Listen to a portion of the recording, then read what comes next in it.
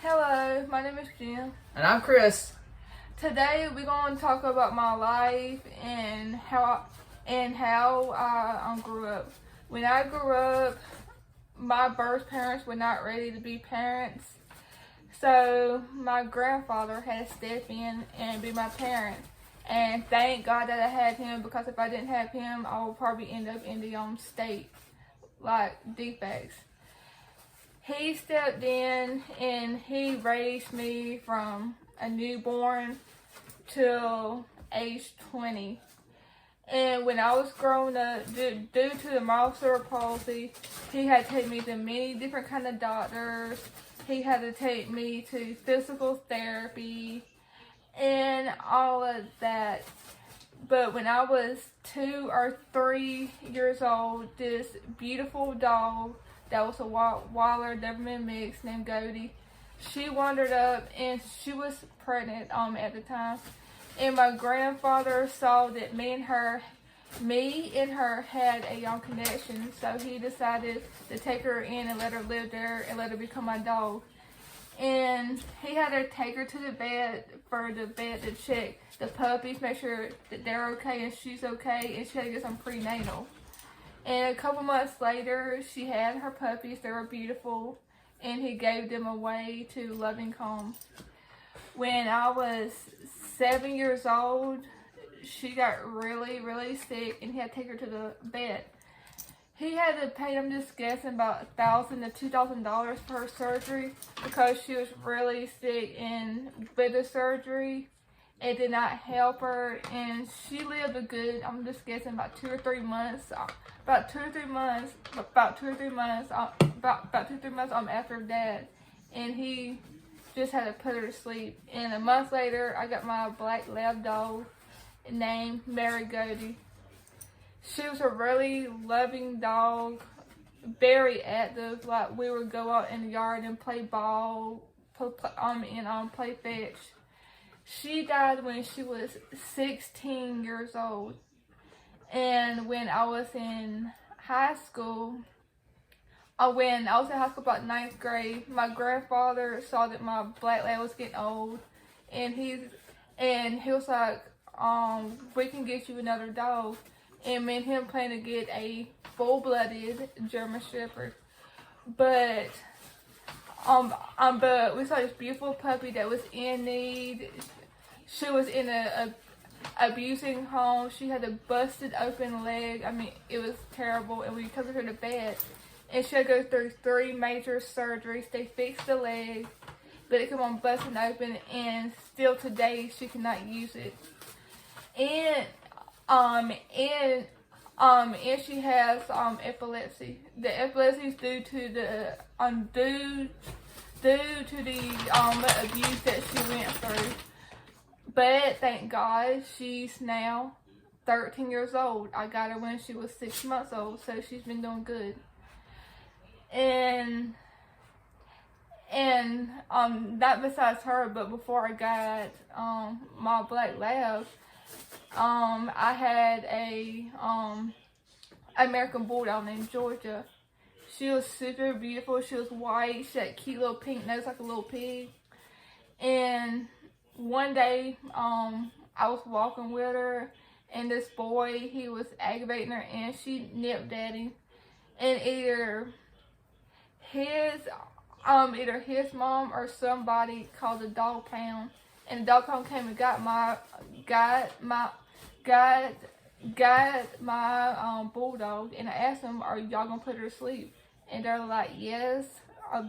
They're like, "Yes," as soon as she has the puppy. So I lost her, and when I was 14 years old, I started working at the animal shelter.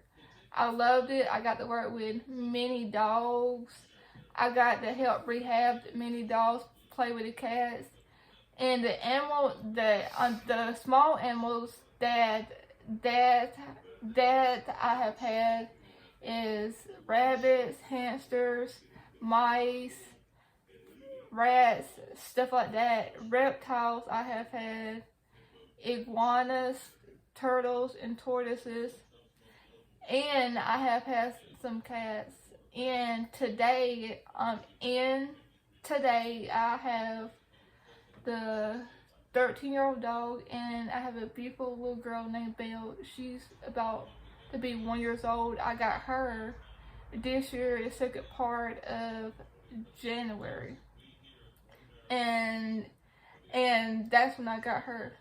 So basically, she's saying that these animals that she has over the past years has helped her as a calming effect, or to have less stress.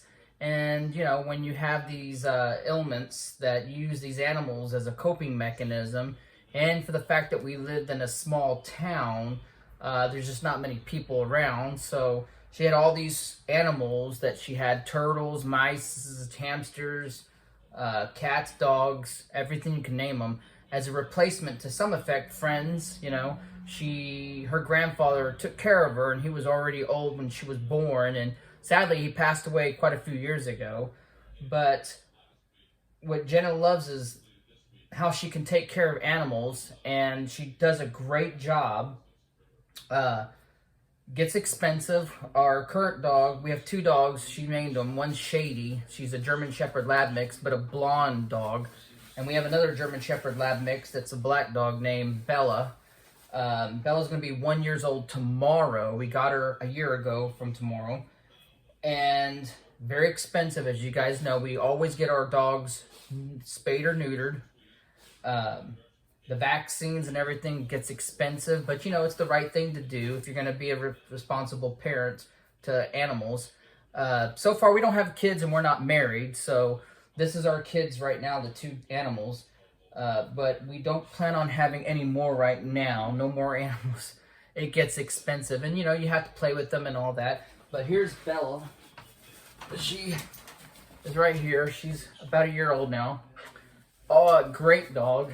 She doesn't do anything. She doesn't really bark. She's not a really guard dog, although she's supposed to be. She doesn't really.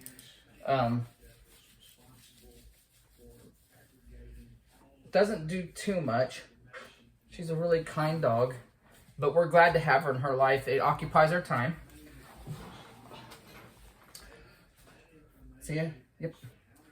So we're glad to have her in our life. It's the best thing to have. You know, can't imagine life without any animals, but we do not have pure breeds. We do not get our dogs from, well, we always get breeders, but we always get them from dog pounds, since she worked at one for years as a volunteer. And that way we help the community out, but we can't. We certainly would love to adopt, or at least take care of some more, but we can't financially, and the neighborhood that we live in won't allow us. So, it's the best thing in our life right now is this. But, you good girl. She's a good girl. She's a good girl. But we're excited about having them. We try to give them as much exercise, but right now they're finicky on food. I don't know if anyone gets that, but there's only certain foods that she likes to eat no matter what we do. We buy the best meats. She sometimes won't eat it. Sometimes we give her table scraps. Even that she won't. But I'm sure everyone experiences stuff like that. It's just hard to get what she wants. So far, she's a healthy dog. And our other dog, Shady, she's pretty healthy at 13, going on 14 soon, right? Or is it? She'll be 14 next year. 14 next year. Okay, so she just had it. Okay. So, but that's pretty much all that we've done so far with the animals. But we're excited. You know, these dogs and animals help her get outside and do things. And let me say this, by her talking just now was hard for her. She's a little shy, and she has a speech therapy, speech impairment. Yes, even I have that. So for her to talk this much is great. So I hope that we can encourage anybody else that may have a speech problem to continue talking and to get used to this, and so that she can do more and have more confidence. It's just more confidence. That's all she lacks. As she does this more often, hopefully she gets better at this, and we encourage other people that have similar situations where they just go on YouTube. I'm not saying that we're trying to be a millionaire or billionaire or anything like that. You're not going to see us get these brand new big houses all of a sudden where we beg and say, oh, we're barely making enough money, and then 1 year later, we're moving into this mansion. That is not our goal. We haven't done that, and nor will we. Our goal is to spread the word that, hey, people with disabilities, it's already hard in life to get anything done. But they tend to struggle even 10 times harder than anybody else. And I think society needs to be prepared to help out those who can't. It's not her fault. She didn't do it. She's not one of those drug addicts, or she does things herself. It's nothing like that. But even those who are suffering from drug addict, we're not judging anybody. What we're saying is it's just hard for her to find a job or to do something in life that society says, hey, we can help out. No one's really trying to help out. We've tried for well over 2 years to get... She needs to be independent as much as possible. When you live in a small town, or when you go on the internet, these jobs that say they'll hire disabled people, but in turn they pretty much won't, or they put the standards too high, or some whatever. When we put out applications, no one gives her a chance. And so that's where we're stuck at. And, you know, she does need her surgeries. That's what we're trying to save up for. It's a very slow process. I don't know when we're going to get it done, but the doctors say one thing, that she needs it, and the insurance company says, no, that's cosmetic. And that's where the fight is, and that's where you have to get insurance. I mean, lawyers involved, and even then, it's just going to cost more money. So we're trying our best to see what happens. But, you know, as long as we can spread the word out and help other people, and maybe someone else can help us figure out things, we're all for it. It's just, I just don't believe that people like her situation, where she can do something, it's just we don't know what she can do because nobody wants to help her be part of society. I don't want her to stay at home all day, and I don't want her to, you know, see the world pass by. That she's, like I said, she already had a rough life. She doesn't need that anymore. What she needs is chances, not give-outs. We don't want give-outs. We're too proud for that. But by telling our stories, because we met quite a few other people that are going through similar things and don't know what the answer is. I don't know what society has answers for people like her. You know, whether or not she can have a family or continue doing these things, we don't know.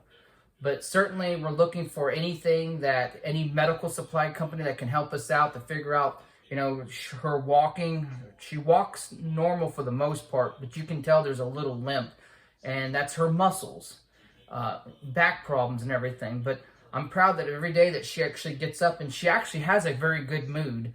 So, you know, just getting out here and just doing things on the internet is a big step for her, and I absolutely love it, and I hope she gets the more encouragement. When people comment or subscribe, say nice things. There's no reason to say anything negative. We're just doing this to get the word out. We're not trying to hurt anybody's feelings. We're not political at any means, although she is a libertarian, and so am I. But that being said, we're really not political at all. You know, what you do with your life, that's fine.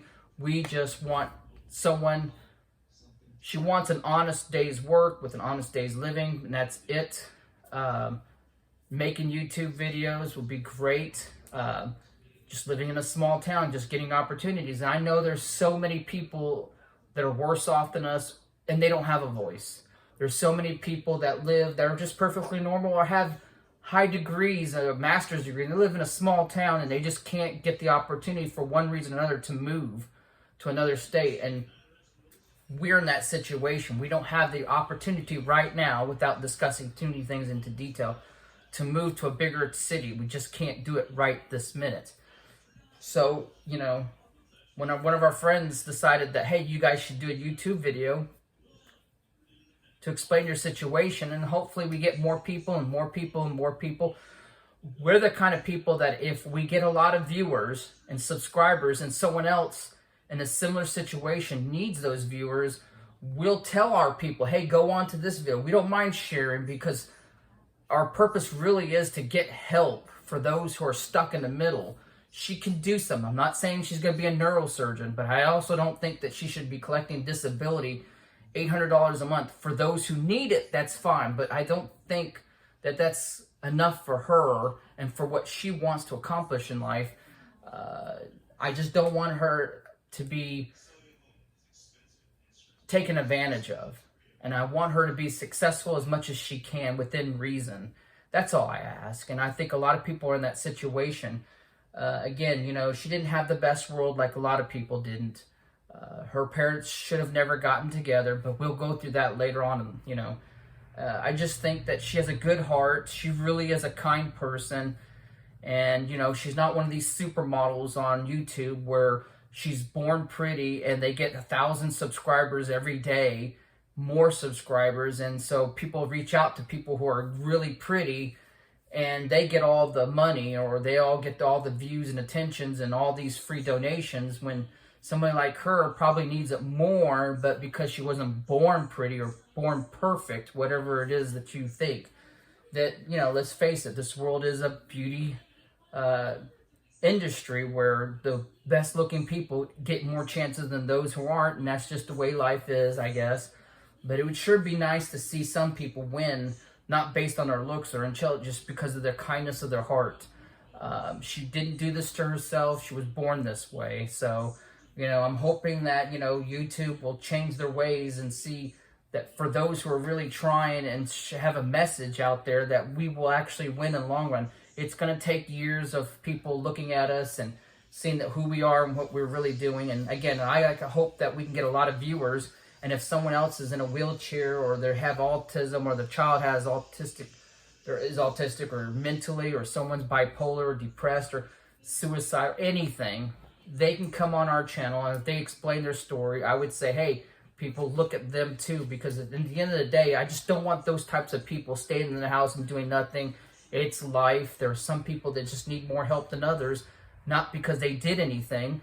It's because they were born this way. And you know, we're excited about things, and a lot of things, you know, we're getting ready to do is a Christmas haul, and we're gonna go driving, and we got some friends that we like to introduce, but we're always looking out for more friends. So if you contact us, and you know, you're really kind and genuine, and you're not a murderer or anything like that, we would love to contact, because one of the things we like to do is travel.